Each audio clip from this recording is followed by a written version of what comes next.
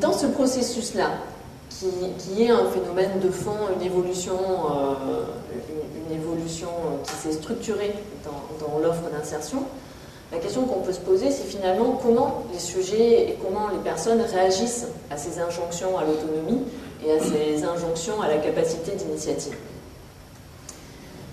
Par rapport à ça, je voudrais faire retour sur 3 travaux de recherche qui ont fait, pour l'un, l'objet de ma thèse et pour l'autre, des travaux de recherche qui ont suivi, auprès de sujets justement qui étaient dans des dispositifs d'insertion ou des dispositifs individualisés ou des dispositifs en groupe. Comment est-ce qu'ils réagissent en fait par rapport à cette injonction-là et comment est-ce qu'ils arrivent à s'en débrouiller en fait? Comment est-ce qu'ils arrivent à faire avec ces obligations-là? 2 dimensions qui apparaissent. La première chose qui apparaît, c'est qu'ils ont complètement identifié la logique et la rhétorique de projet qui est attendue d'eux. En fait, souvent, une des questions, c'est quel est votre projet professionnel? Quel est votre projet social? Quelles sont les étapes que vous avez identifiées? Et en fait, ils arrivent à énoncer ce qui est attendu d'eux. Tout le discours de projet, ils arrivent à le mettre en scène. Toutes les règles qui peuvent présider à une mise en projet, ils arrivent à l'énoncer. Juste de manière anecdotique, plutôt pour illustrer ces propos, je voudrais évoquer le cas d'une hôtesse d'accueil qui en fait avait 45 ans, à qui on a expliqué que 45 ans pour être hôtesse d'accueil c'était beaucoup trop vieux et que de toute façon, comme ils étaient en réduction d'effectifs, ils ne pouvaient pas la garder, ils ne pouvaient pas lui proposer d'autres postes. Donc elle a été licenciée sous le prétexte d'un licenciement économique. Donc elle dit, aujourd'hui, moi je fais quoi? Sa situation, son licenciement a été suivi d'un divorce, donc une difficulté par rapport à la garde d'enfants, donc par de revenus, la nécessité de déménager, donc la recherche d'un logement, etc. Donc sa situation était comme celle de beaucoup de personnes dans ce type de situation.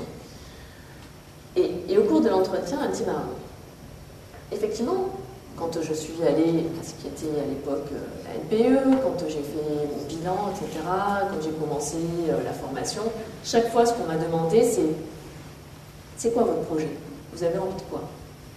Elle dit, moi, au fond de moi, ce dont j'avais envie, c'était déjà de trouver un logement, c'était de trouver un emploi, et à la limite, ça m'était égal de savoir quel emploi. Ce que je voulais, c'était juste un CDI pour arriver à avoir les moyens de faire vivre mes enfants, de vivre moi, et sur le projet professionnel, sur mes désirs professionnels, pour moi, c'était amplement secondaire. Je n'en étais même pas à me poser la question. C'était pour un futur qui était beaucoup trop éloigné. Ce que je voulais, c'était trouver des solutions immédiates qui me permettent d'assumer ma vie telle que je le faisais avant. Mais en revanche, j'ai bien compris que quand je disais ça, on me disait, ah ben oui, mais c'est pas possible, donc il faudrait que vous fassiez un bilan pour savoir où vous en êtes, ce que vous voulez, comment ça va se passer. Et donc là, elle m'a expliqué comment finalement, elle est arrivée à comprendre ce qui était attendu d'elle et à donner tout un discours autour de la mise en projet, à mettre en scène son propre projet professionnel et son propre projet social, en énonçant les étapes, en disant, parce que je veux, à 3 mois, c'est effectivement que mes questions de logement soient réglées. D'ailleurs, ce que j'ai mis en place, je suis allée contacter telle assistante sociale, j'ai rendez-vous à telle date. Elle me dit, et j'ai compris ce qui était attendu de moi, et donc j'ai même utilisé les documents, et j'ai rempli les catégories. Elle me dit, mais au fond de moi, ce n'était qu'une manière de donner à voir ce qui était attendu, mais mon souci principal, c'était bien de trouver un boulot alimentaire qui me permettrait de continuer à m'occuper de mes enfants, à en avoir la garde et à pouvoir assumer ma vie telle qu'elle était précédemment. Et donc il y a toute cette mise en scène, cette logique, cette rhétorique du projet qui n'est pas le projet en lui-même, mais qui est une mise en scène, une capacité finalement à s'approprier les codes et les normes sociales qui sont attendues pour arriver à jouer avec et à négocier en fait la possibilité d'entrer dans des dispositifs qui permettront effectivement d'accéder à l'emploi. L'autre dimension qui est utilisée par ces sujets, c'est la revendication de la responsabilité des événements de vie. C'est qu'effectivement, ce qu'elle disait, c'est on m'a demandé, notamment à travers continuer avec son exemple, à travers le bilan de compétences, Mais qu'est-ce que j'avais appris que je pouvais éventuellement transférer dans d'autres situations professionnelles? Il me dit, mais ce que j'avais appris, moi j'ai appris des choses. Il me dit, je n'avais pas forcément la capacité à dire, je ne voyais pas forcément ce qu'il en était, et je n'arrivais même pas à comprendre les questions qu'on me posait. Il me dit, on m'a fait passer des tests, j'ai bien vu qu'il y avait des choses, ça m'a interpellé. Mais le problème, c'est que je voyais bien que tant qu'on n'arriverait pas à dégager un projet et des étapes dans mon cursus d'insertion socio-professionnelle, en fait, je n'arriverai jamais à aller là où je voulais aller. Donc en fait, ce qu'elle a mis en scène, c'est tout ce qui était attendu d'elle en termes de capacité à assumer son parcours. Et donc elle a normalisé complètement l'absence de repères clairs dans le processus d'insertion socio-professionnelle. Donc elle a dit, oui, effectivement, je comprends que vous ne puissiez pas me dire qui va pouvoir m'aider, à quelles étapes, que ce soit compliqué, etc. La deuxième dimension, c'est qu'elle a dit, oui, effectivement, je peux faire avec toutes les formes d'incertitude, et en arrivant même à légitimer ces formes d'incertitude, en disant, bah, après tout, oui, le fait de changer d'activité professionnelle plusieurs fois dans une vie, ça peut donner une certaine liberté, peut-être que ça me permettra de passer plus de temps avec mes enfants, peut-être que ça me permettra de définir mes envies, de chercher. Donc en fait, il y a ce processus de normalisation à la fois du manque de présence des institutions et à la fois de la mise et de la multiplication des formes d'incertitude socio-professionnelle. Et l'autre dimension, c'est le fait d'assumer et de revendiquer complètement les raisons pour lesquelles on se retrouve sans emploi ou en recherche d'emploi ou dans le rejet finalement des compétences qui sont mobilisées. Ce qu'elle expliquait, c'est qu'à un moment donné, quand elle se présentait, y compris dans les entretiens de recrutement, plutôt que de dire oui, j'ai perdu mon emploi parce qu'en fait, ils ont considéré que 45 ans, c'était beaucoup trop vieux pour occuper un poste d'hôtesse d'accueil, ce qu'elle a invoqué, c'est oui, effectivement, il y a eu une perte d'emploi parce que peut-être que je n'ai pas su m'adapter aux évolutions de l'entreprise dans laquelle je me trouvais et que je n'ai pas su gérer mon employabilité et l'anticiper. Même si sur le fond, ce n'est pas ce en quoi elle croyait, les stratégies qu'elle a mobilisées sont des stratégies qui utilisent en fait les normes sociales dominantes.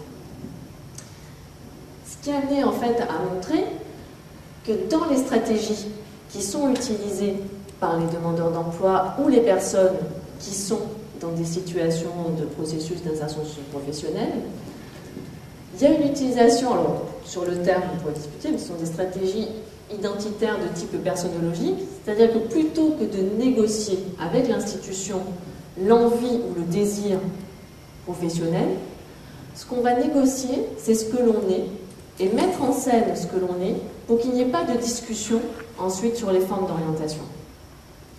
C'est-à-dire que ce qui est mobilisé, il n'y a plus de transaction directe avec l'institution, c'est-à-dire que ce qui est mobilisé, ce sont les changements personnels, c'est-à-dire que je montre à quel point j'ai changé personnellement, je montre à quel point effectivement je suis adaptée aux normes sociales dominantes, et en vous montrant ça, je sais que vous me donnerez les informations dont j'ai besoin.